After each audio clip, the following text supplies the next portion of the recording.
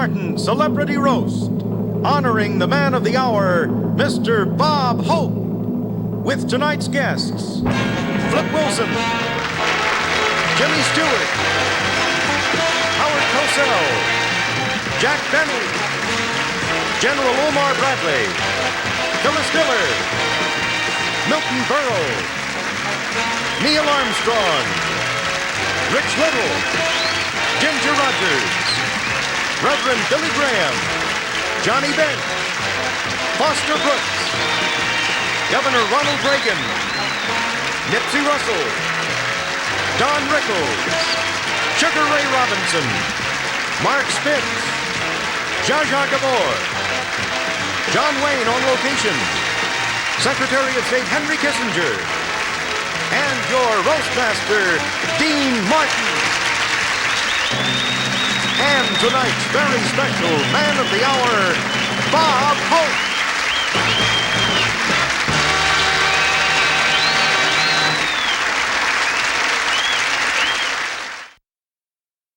This is the most sensational happening since they found Toady Field's pantyhose in the back seat of Wilbur Mills's car.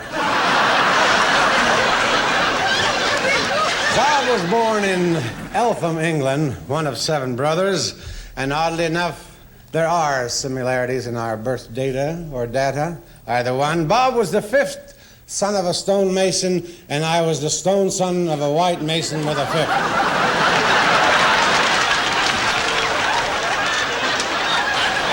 Very little excitement in the town of Eltham, England, except on Saturday nights.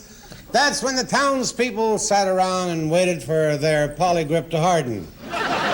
As a young boy in England, Bob never had much to say. He couldn't afford writers then. In the late 30s, Bob was in vaudeville and then starred on his own radio show. When World War II broke out, Bob Hope volunteered to go overseas to entertain our GIs. Bob holds the singular distinction of being the only civilian who was ever slapped by General Patton. All during the war, Bob was always where the action was, the wax barracks. During the Italian campaign, when the bombs fell on Salerno, Bob did a heroic thing. He threw himself on Sophia Loren. 9 times he threw himself on Sophia Loren. And at Bob's last Christmas show in Vietnam, it was Ho Chi Minh himself who said to Bob, "Tsang Tsu Tang Namanuhu," which means no more bring Jim neighbors.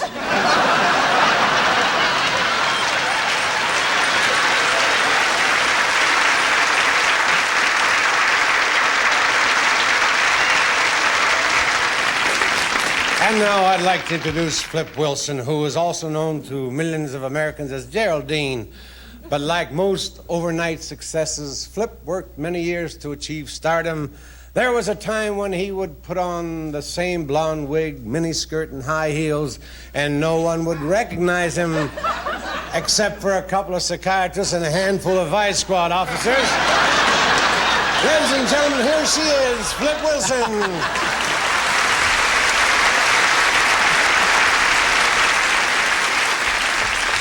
At first, I'd planned to talk about Bob Hope's contribution to the advancement of black people.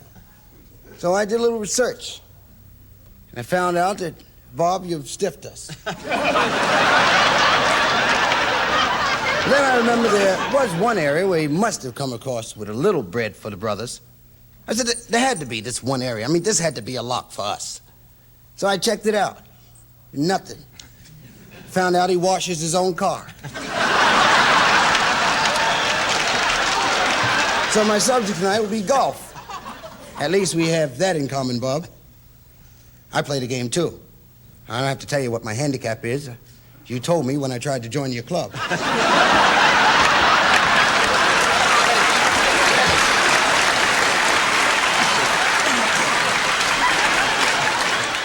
Bob, I must say that I've always envied your having your own golf tournament. The Bob Hope Desert Classic. I've decided to have one of my own, called the Flip Wilson Ghetto Open. Now, Barbara, I know your tournament is played to benefit the Eisenhower Memorial Hospital. Mine will be played for the Richie Pryor Clinic for rat bites and bullet wounds. The winner of the tournament will receive a check for $36,000. Or if he prefers, $100 in actual cash. In case there's a tie, it'll be settled by sudden death. That way, we won't have to play an extra hole. In addition, we're going to have some special prizes, too. For instance, if anyone makes a hole in one, he wins a car. The exact make and model to be determined sometime late that night.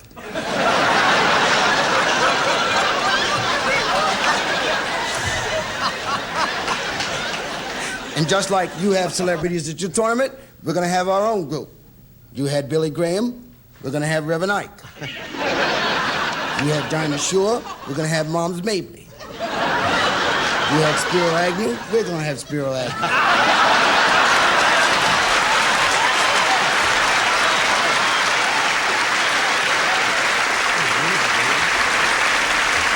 Ladies and gentlemen, the Governor of California, the Honorable Ronald Reagan.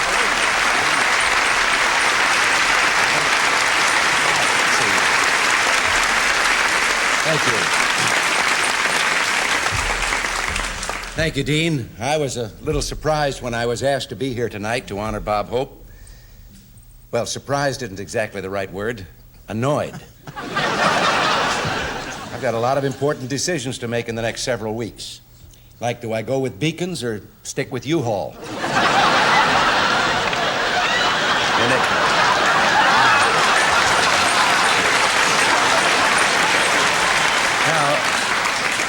In accepting this invitation, I don't want the taxpayers to think that I'd make a special trip down here just to be on this program. Now, that would be frivolous. I just happen to be in town anyway for something really important. A guest shot on Hollywood Squares. Seriously, Bob would do well in politics. He certainly has to be one of the most familiar faces in America. He's entertained over 10 million troops and seen by more than 100 million TV viewers. And if you throw in the 27 people who've seen his movies, you have a pretty sizable constituency. Of course, I'm the last one to criticize somebody's movie career. I've had a few disasters myself. I don't criticize governors either.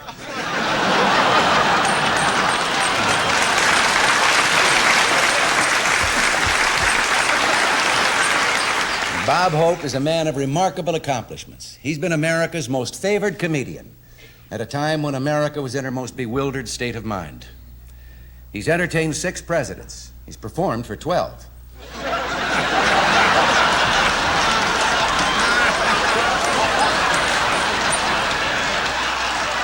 Seriously, Bob, I know that over the years you've received many tributes and awards, and it gives me great pleasure to tell you that in honor of this occasion, the state legislature has unanimously passed a bill naming you California's foremost citizen. I vetoed it.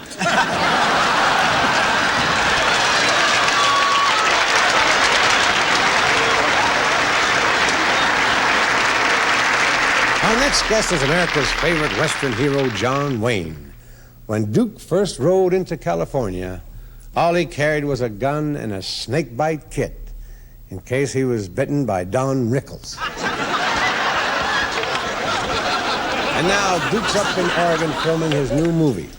See if you can spot the clever way he sneaked in a plug for his picture. Ladies and gentlemen, here's my old buddy, John Wayne. Hi, Bob. This is John Rooster Cogburn on location in Bend, Oregon, filming the sequel to True Grit, co-starring Katharine Hepburn, a Hal Wallace production, Wayne. Did I do that okay, Dean? Perfect, pal. I'm really sorry I couldn't be there with you tonight, Bobby. You know that one of the great disappointments of my career is that I have never been able to make a picture with you. It's about as disappointing as not doing one with Jane Fonda.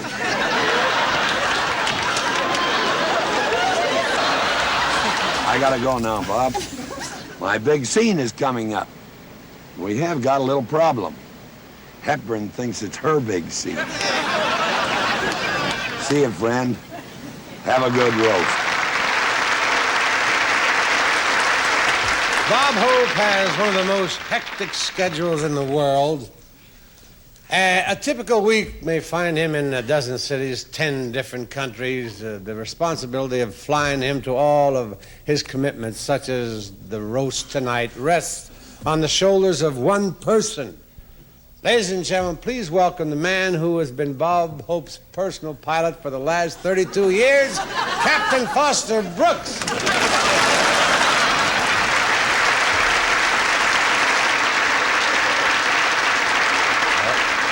See that you parachuted to safety, as I did. I hate laying those great gray things down in the dark.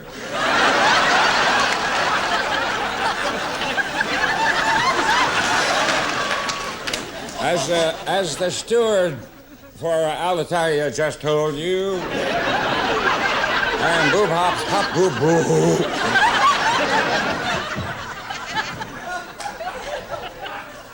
I am Bo. I am our host's personal pilot. So far this year, we've logged 3 million miles together. Most of them trying to find this place.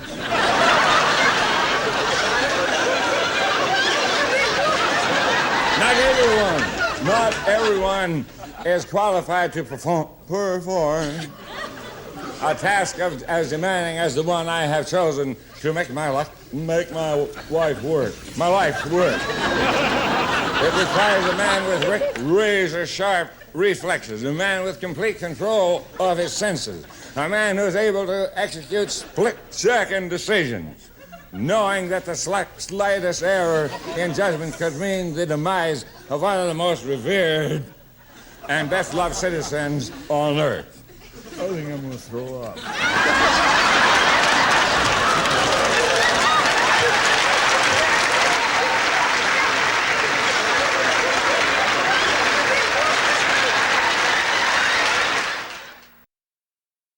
Bob, a lot of your friends and admirers couldn't be here tonight. They're so lucky.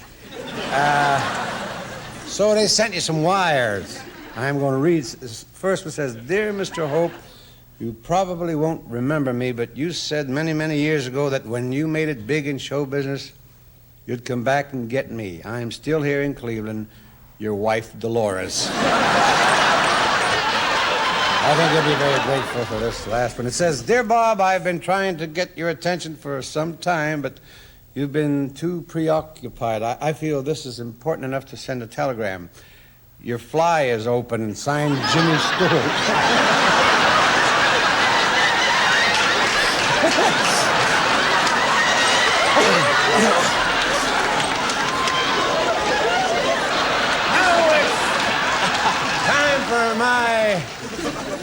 He's not an old buddy, he's a good buddy. Mr. Jimmy Stewart. Jimmy and I made a picture together a few years back called Bandolero. In the picture, Jimmy could draw his gun in less than half a second. But by the time he said, I got you covered, everybody in the picture was dead. Ladies and gentlemen, my pal, Mr. Jimmy Stewart.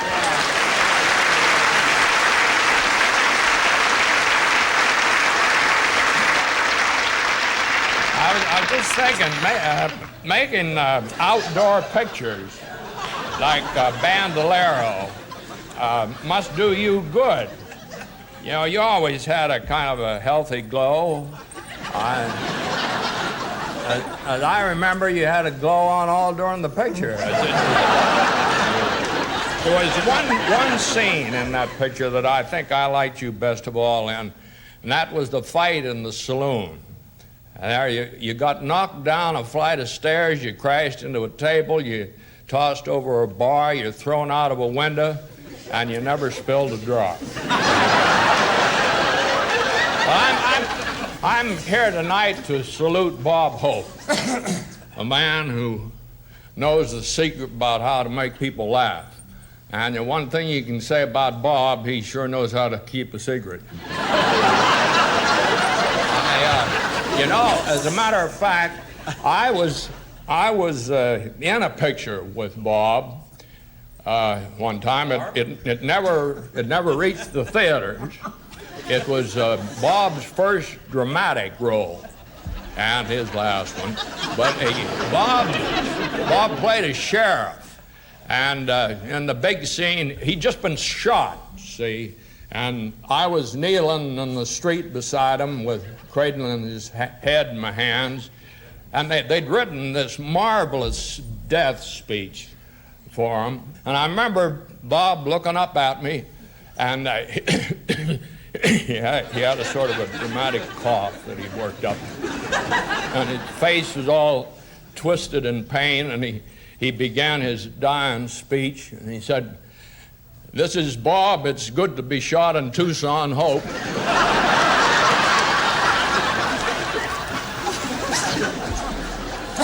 I want you to get those two guys that shot me. One of them was tall and skinny. He was so skinny you had to tie knots in his legs to make knees. The other guy's real ugly. In fact, vultures used to fly past him with one wing over their eye.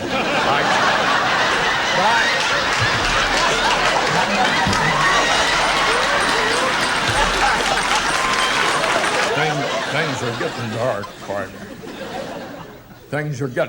We've ridden a lot of trails together, you and me. Most of them side saddle. But as I was saying, I owe you a lot.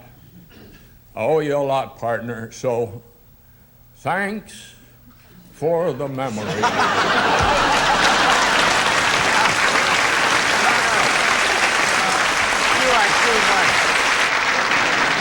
Right now, I'd like to introduce Mr. Milton Berle. And now, if we give him a nice round of applause, maybe we can get him to remain in his seat. By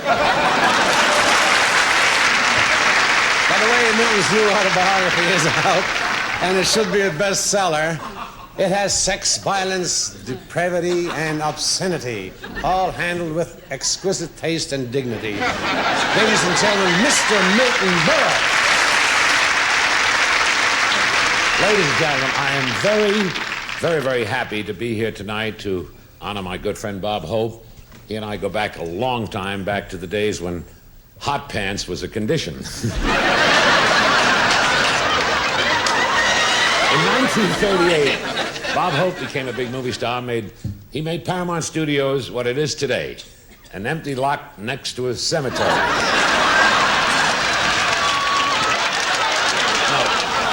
I'm sorry, that's when Bob Hope in those days thought he was a lover. Didn't you, Bob, huh? Poor Bob. Today we're going through a sexual revolution just when Hope ran out of ammunition. This man that I am talking about, this Bertle Reynolds of the menopause set, where does he get his energy to keep working the way he does? It's very simple. He loves to keep busy, he loves to make people laugh, and besides, Dolores wants him to get the hell out of the house.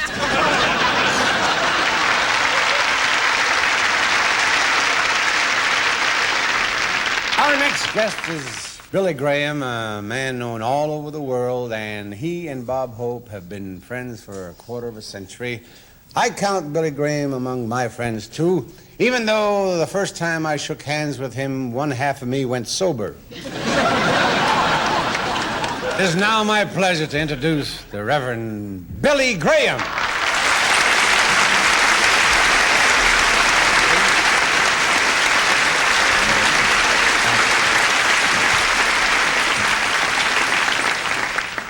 Thanks, Dean. I saw the drink here, and I thought you were going to leave it here for me. But as I look over your congregation and some of your guests here tonight, I see that I have a great deal of work still to do. And one of the reasons that I think that Bob Hope has lasted is because of his genuineness. He's absolutely genuine, 100%. There's no pretense about Bob Hope, except when it comes to counting his golf score. We've been friends for a good many years, but there's nothing probably that we wouldn't do for each other or to each other. For instance, I recall down in Dallas some time ago, we were golf partners in a golf tournament with Byron Nelson. And Bob asked me to sign his scorecard. And I had to refuse on the grounds of the 9th commandment. thou shalt not bear false witness. So you know what Bob did?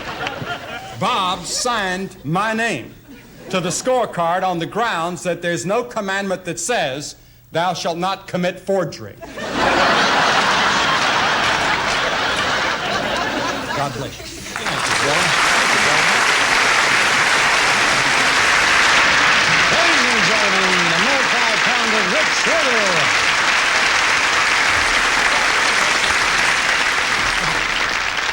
Thank you, Dean. See, they got my whole act up here. And there's Howard Cosell, pretending to have a good time. But I'll tell you what's really on his mind. Nothing. No, Howard's sitting there saying to himself, I hope this roast doesn't go too long tonight because I've got to get home and make up some more of those funny signs for next Monday night's football game.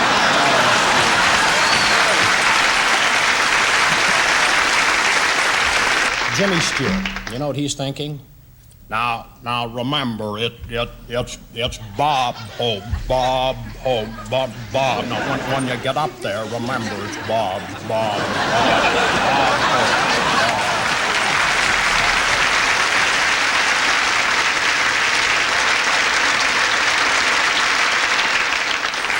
You know, come to think of it, now that I look over the dais here, I can do everybody up here. Well, almost everybody, but the guest of honor. You can't do Geraldine, honey.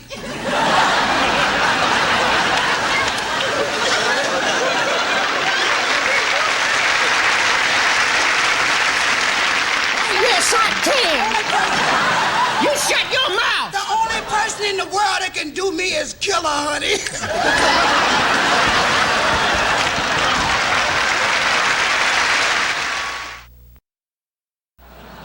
Now, here's the outspoken master of the English language, Mr. Howard Cosell. You all know Howard.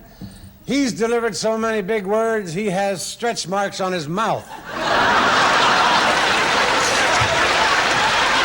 Ladies and gentlemen, the great mouthpiece, Mr. Howard Cosell.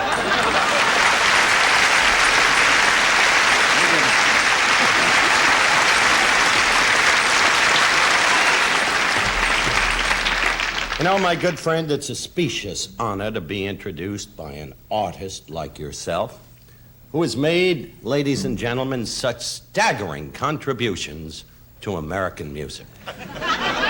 Who will ever forget the memorable content of those lyrical and poetic phrases? When the moon hits your eye like a big pizza pie, that's amore. Or the never-to-be-forgotten, Dino. Volare. Oh. Volare. Oh, ho, ho, ho. But actually, you look great tonight, Bob. One looks at you and knows it's the orthopedic tuxedo.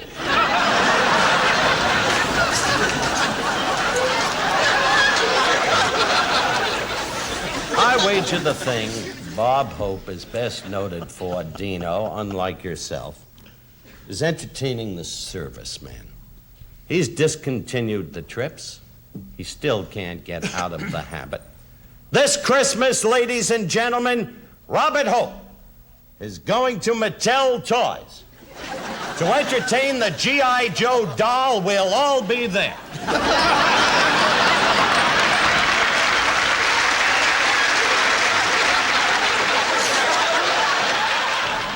Howard, you're great with words. Nothing with jokes, but great with words.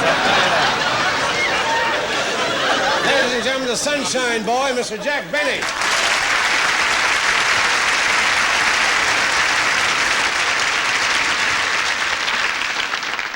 Good evening, ladies and gentlemen. I'm glad to have been invited here tonight. And I'm sure you'll hear some wonderful things said about Bob. But not from me. But for the benefit of you who may not be aware of it, Bob was born in England And the first time he came to entertain to America was to entertain the troops at Valley Forge. Because Bob liked entertaining the troops so much, he decided to make the trip every Christmas. And he did this at a great sacrifice. On every one of these trips, he had to take with him Jill St. John, Anita Ekberg, Raquel Welch, Anne Margaret, and the Gold Diggers. I wouldn't go through that ordeal for $100.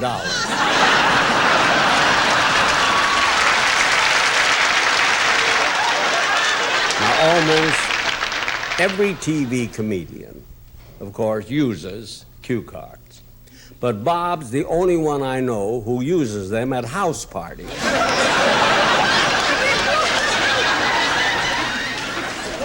He even used cue cards on his wedding night.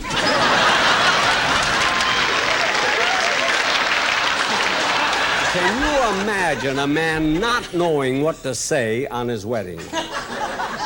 He was so nervous, he finally threw up his hands and shouted, "Not now, sweetheart, I have a headache." And his wife, Dolores, said, "Bob, you're reading my card."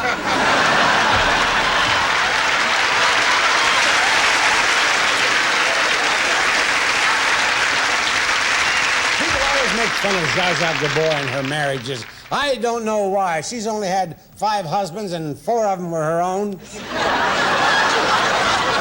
One she threw back because she was over her limit for the year. Ladies and gentlemen, a woman of whom the 4th Hungarian Cavalry once said,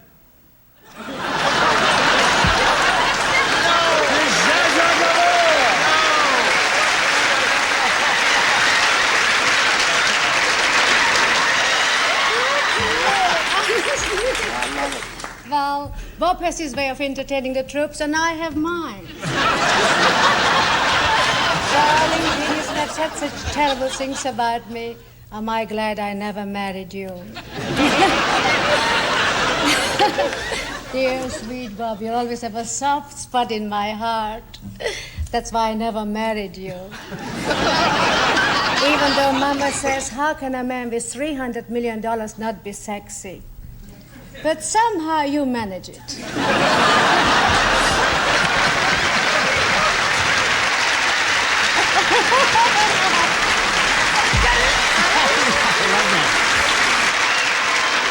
Thank you, Zsa. Your monologue lasted much longer than one of your marriages.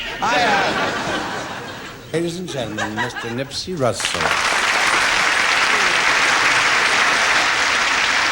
We herald and acclaim Bob Hope tonight for his accomplishments and his deeds. Bob did a benefit performance in Watts and opened the show singing Bye Bye Blackbirds.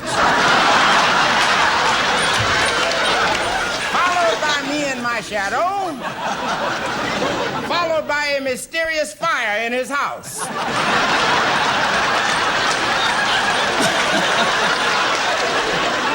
I'd like to take exception to some of the things that have been said here tonight because Bob is the soul of propriety. When he was doing his show in New York City, he got back to his hotel room, found 2 gorgeous females languishing in his boudoir, undulating seductively to lustful music. Bob said, "Just a minute." He said, "I'm a married man. You're beautiful, but it is not proper for you 2 young girls to be here in my room. One of you will have to go."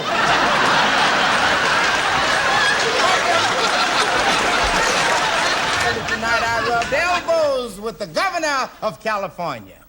I had to rub his elbow. He wouldn't shake my hand. And I appealed to Bob. I said, "Bob, tell the man that it's time my people took their rightful place in society." Bob said, "Your rightful place is in the rhythm section of the band." But anyway, I stand here as one of the few people who has had the great fortune of making a tour with Bob Hope. At one airport, I remember he rushed onto the wrong plane accidentally and sat down with some people being transferred to an institution for the criminally insane. The attendant came by checking his roster. He said, 1, 2, 3. He saw Bob. He said, who are you? He said, Battlefield Bob, troubadour of the war zones and friend of every president in the United States. The guy said, 5, 6, 7, 8.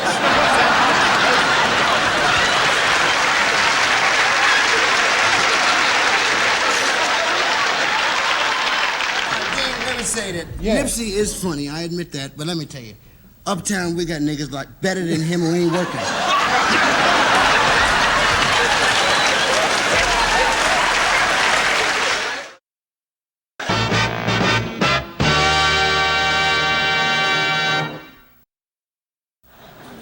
Ladies and gentlemen, I'm very proud to be able to introduce this time America's only living five-star general, General of the Army, Omar Nelson Bradley.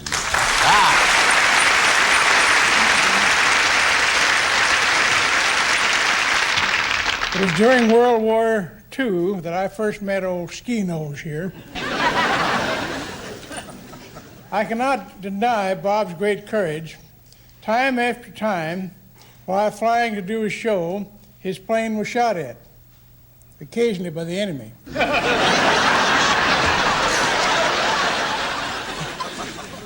I'm grateful to be here, a part of this show, especially since earlier this evening, Bob implied that he is thinking of getting out of show business. Maybe this isn't so startling and bad after all. This great American has always been willing to do what's best for the country.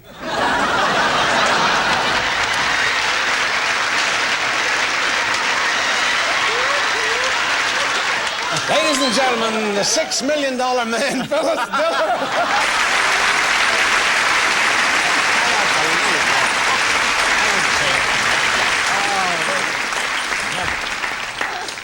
Thank you, Dean.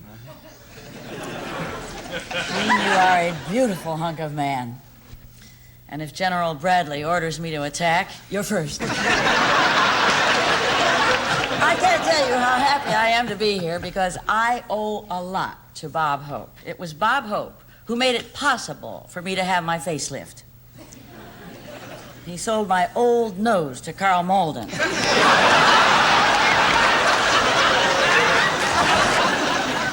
But when I first came to Hollywood, it was Bob who discovered me. I was working at a kennel. Testing flea collars.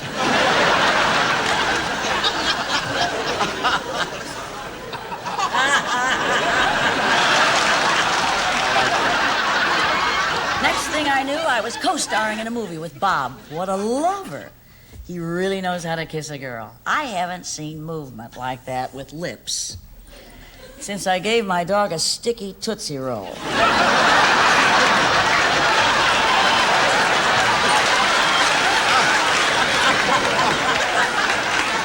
Now, I'm not saying the picture was bad, but the premiere was held at a photomat.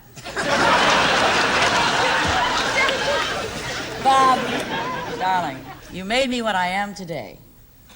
Depressed. Let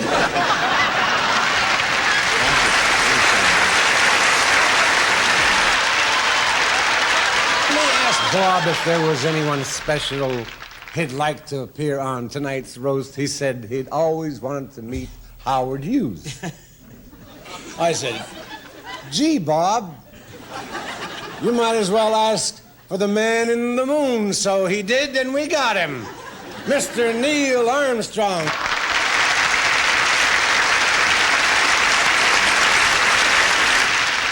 Shortly after our moon landing, Bob invited me to join him on his annual Christmas tour. This was in keeping with one of Bob's firmly established traditions: exploit anybody in the news. I know this comes as a surprise to you, Mark. Of course, the lunar landing made headlines all over the world. So it seemed a bit strange when Bob said, "Come with me on the tour, and I'll make you famous."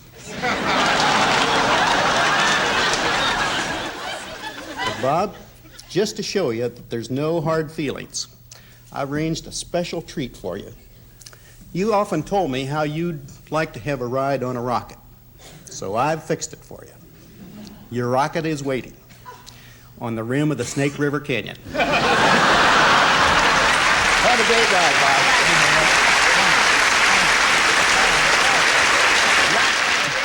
There have been so many attacks on Bob Hope tonight, we figured we should call in a mediator. Ladies and gentlemen, it's my honor to present from Washington, D.C., our Secretary of State, Dr. Henry Kissinger. Thank you, Dean. It is a great pleasure for me to pay tribute to my friend and fellow globetrotter, Bob Hope, who symbolizes so well the sense of humor of our country. There was some doubt as to whether I could make an appearance on this show because of my tight schedule. But when I hesitated, Bob said that if I didn't appear, he would stop paying his taxes. And you know what that would mean for government solvency. We don't do anything in Washington these days without asking the permission of Congress. So I asked Congress whether I could appear, and I have a message to you from the entire Congress. They have proclaimed you the funniest man in the world. The vote was 268 to 267. I think we can all agree that Bob's humor, his joy and laughter and humanity represent something universal in the human spirit. I'm therefore delighted to be a part of this evening's tribute to my friend, Bob Hope. Thank you.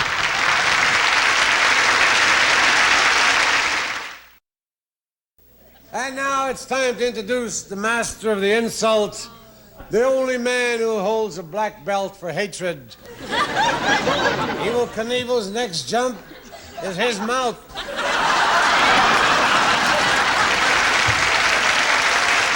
Ladies and gentlemen, I hope you've had your rabies shots because here he comes, Mr. Don Rickles.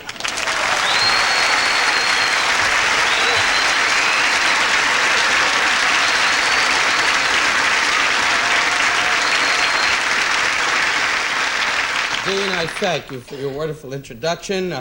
You would love the evening if you knew you were here. We have so many great celebrities. Of course, I want to thank Neil Armstrong. Neil? Over here, Neil. You're down. Neil Armstrong, the great astronaut, said in the capsule, "Hey, man, this is the moon." But I kid you. You're a great hero. You've told me that time and time again. I want to thank Sugar Ray Robinson, who said to Rocky Graziano in the 5th round, "Hey, baby, you're hurting me." Sugar Ray is a great champion. Sugar, we'd ask you to talk, but you know the blacks, your lips lock.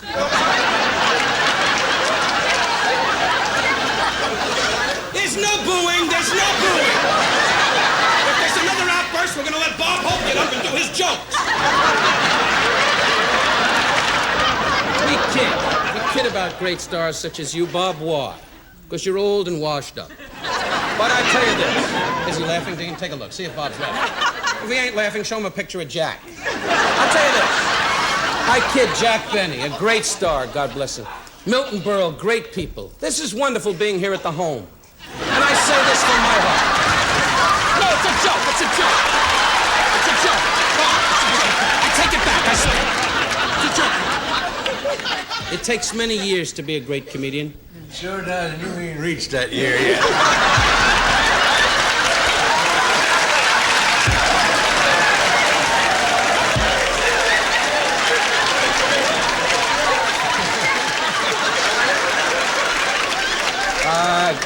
Thank you, Jerry. Dean's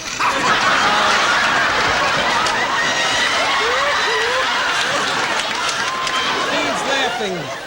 And why not, Dean? There's a contract out for you. Frank Sinatra's friend plans to knock you off Manganzo Mangananzo. Bob Hope just turned around. Is he trouble? I kid, Dean. He's Italian, and we need the Italian people to find out where the mail goes. We need people like Bob Hope. He is not Irish, he's not Jewish, he's not Italian, he's not black. Just an all-American guy. When he was born, he came out of his mother with a flag wrapped around him. Jimmy Stewart, one of our great stars. And James Stewart, I'd love you. We'd ask you to stand, but we know the movement could make you ill. Jimmy Stewart has been a great star for so many years. General Omar Bradley, all our great stars. Governor Ronald Reagan, who's going to retire after so many years of good service. And Governor, I say from my heart, I'm fed up with you.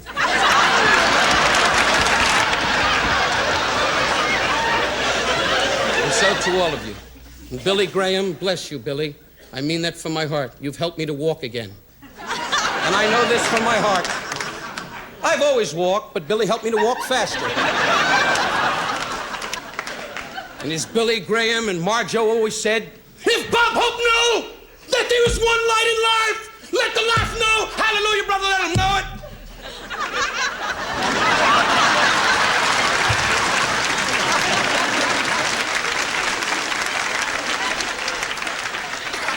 And so, in all honesty, America loves you, our president loves you, you are America. And to you, Bob Hope, may God be good to you and yours. And I thank you for letting me be part of this dais. On behalf of my wife, my children, I am delighted to say I know Mr. Bob Hope. Bless you. Our next speaker is the person who, over the years, has been closest to you. Yes, Bob, even closer than Les Brown. For the past 40 years, your wife, Dolores, has raised your children, kept your house, and packed your bags. In fact, she told us that she sent you packing over 200 times, but you never got the hint. It is now my great pleasure to introduce to the audience and to you, Bob, your lovely wife, Dolores.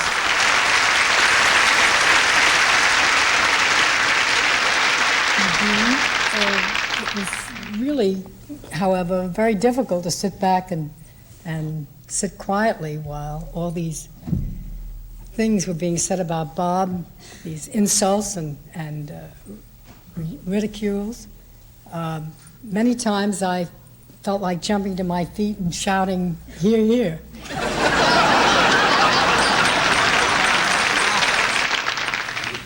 Dean, I'd like to thank you for giving me the privilege of introducing the guest of honor, which oddly enough is what we call him at home.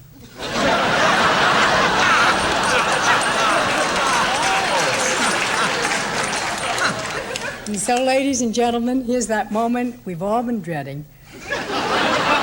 The man of the hour, my husband, Bob Hope.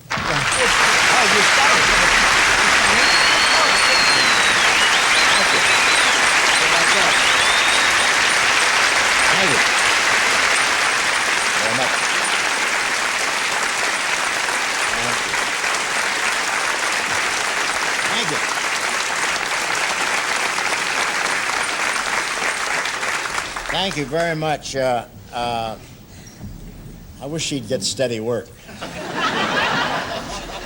No, it's nice to see her. I haven't been traveling too much lately, and I've gotten to know some of the family personally.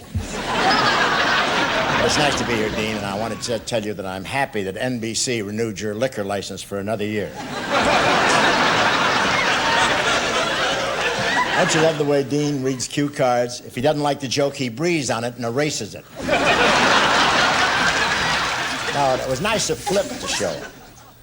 Is that all of them? No, I've never seen him before without high heels. Is that it, huh? Well, thank you, Flip. No, I really miss Flip's series, but he has to face the facts. He's good, but he's no Sonny Bono.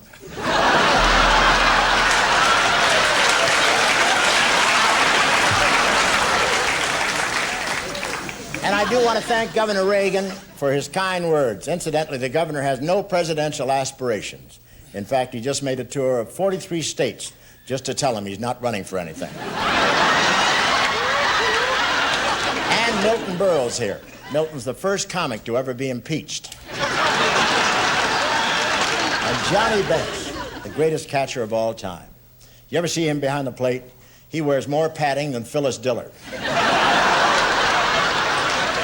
I like John. I really do. He doesn't care about baseball. He just stands in the hall out here watching the chicks and smiling. Of course, you'd smile, too, if you spent all your afternoons on grass.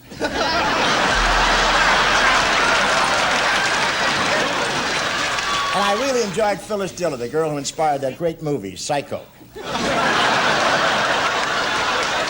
can't get over how well she looks since she had that operation. It's a miracle.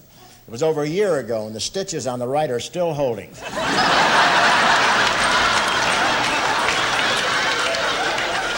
And wasn't John Wayne wonderful?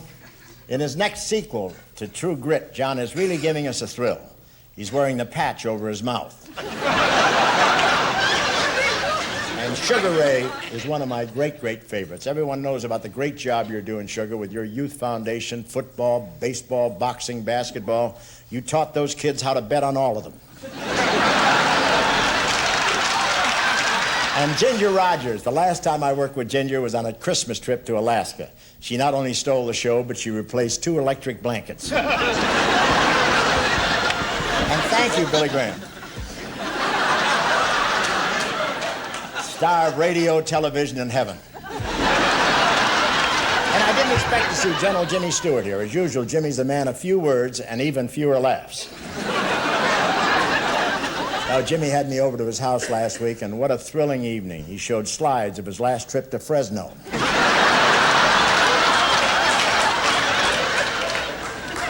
And it's nice to see Zsa Zsa now that she's free again.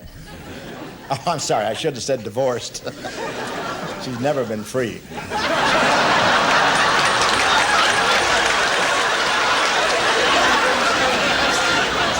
I feel honored tonight, ladies and gentlemen, by General Bradley's presence here this evening. You talk about great generals. On June the 11th, 1944, he was parachuted behind enemy lines and under cover of night snuck into the heart of Berlin and single-handedly captured Marlene Dietrich's garter belt. And Nipsey, you were really up there tonight. You keep it up and you'll be pumping gas for Chico and the Man.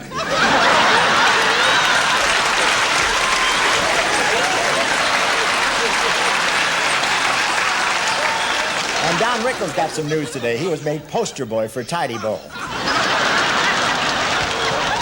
Don, I just can't figure out why you're doing commercials for Right Guard. You should be on for Raid. Closing, ladies and gentlemen, it's been a great night. You know, somebody once said you can measure a man by the caliber of his enemies, and I flatter myself to believe it might also apply to the friends who have come to roast him. And if I am right in that assumption, and it is rare that I am not, then I thank all of you giants of our business for the size your affectionate malice lends to me. Thank you very much.